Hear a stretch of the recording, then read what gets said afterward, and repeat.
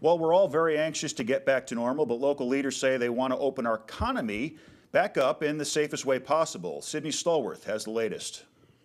Slow and measured.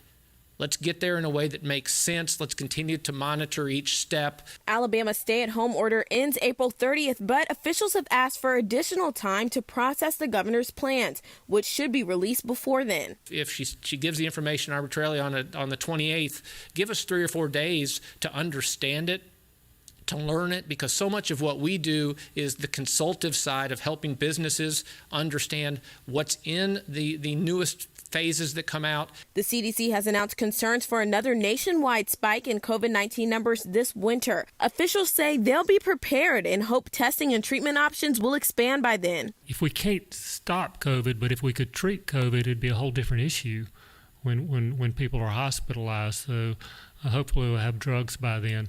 As the countdown continues, local employers are gearing up for the possibility of reopening. Some businesses want all returning employees to be tested for COVID-19, but officials say that's just not possible right now. If everybody did that in Madison County, we would quickly run out of testing capacity. Companies like Redstone Arsenal and Toyota are making adjustments to welcome back workers while following new guidelines. Social distancing, staggering start times, changes to how we interact with each other, even coming into the plant will look different. But many other businesses and nonprofits are struggling. Giving Tuesday has been moved up to May 5th to meet their needs. Toyota is kicking things off by donating $50,000, and they're encouraging you to take 5 to give 5. Take 5 minutes to give any increment of $5 to support the cause. For more on how you can donate, head to rocketcitynow.com. Putting the Valley first, Sydney Stallworth, WZDX News.